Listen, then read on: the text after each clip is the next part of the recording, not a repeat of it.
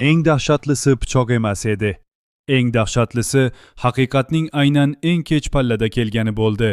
Sodiqning o'z uyida, o'z ishongan ayolining qo'li bilan yaralangani shunchaki jismoniy zarba emas. Bu uning butun dunyosining qulashi edi. Qon tomchilari polga tushayotganda u hali ham ko'ziga ishonmadi. Chunki ba'zi odamlar uchun haqiqatni qabul qilish o'limdan ham og'riqliroq.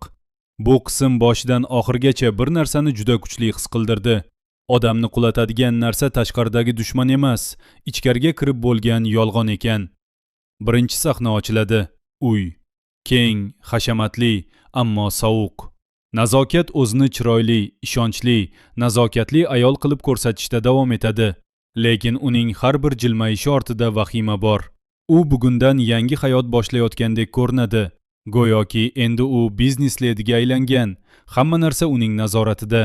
Aslida esa aynan shu tashqi bezak uning ichidagi qo'rquvni yashirish uchun kerak.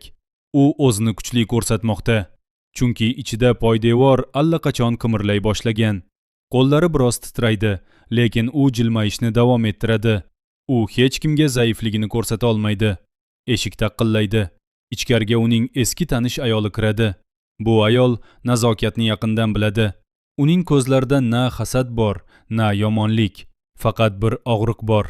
Uzoq vaqt yashirilgan haqiqatni endi chiqarishning og'irligi.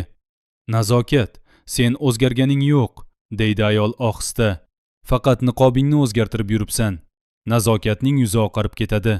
U tezda o'zini qo'lga oladi, lekin uning ko'zlaridagi qo'rquvni yashirish qiyin. U qattiqroq jilmayadi. Nima deyayotganingni bilasanmi? Deydi u sovuq ovozda.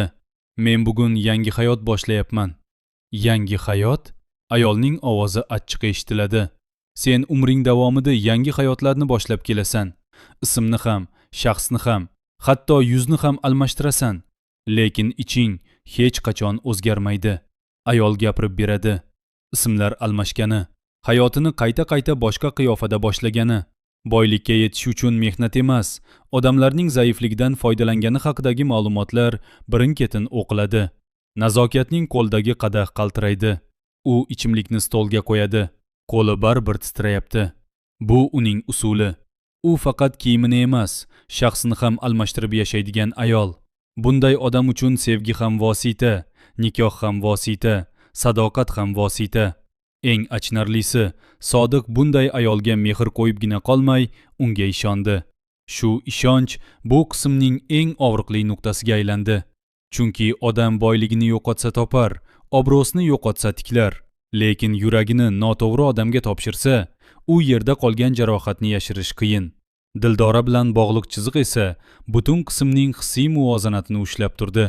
Bir tomonda uy ichidagi yomonlik, boshqa tomonda oddiy insoniy mehrga tashnalik. Dildora otasining oldiga kiradi. U otasini juda yaxshi ko'radi. Uning yolg'izligini har kuni ko'rib, ichi eziladi. "Ota", deydi Dildora mayin ovozda.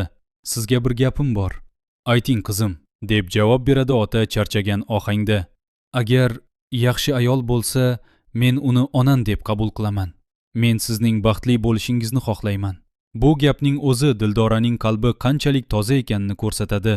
Ko'p qahramonlar o'z manfaatini o'ylaydi. Dildora esa otasining ko'nglini o'ylaydi. Ammo aynan shunday pok qalbli odamlar ko'pincha eng katta sinovga duch keladi. Eshik taqillaydi. Ichkariga yigit kiradi. U Dildoraga uzoq vaqtdan beri ko'ngil qo'ygan. Uning yuzida samimiy tabassum, ammo ko'zlarida bir narsa bor. Egallash istagi. "Dildora, men siz bilan gaplashmoqchi edim", deydi yigit.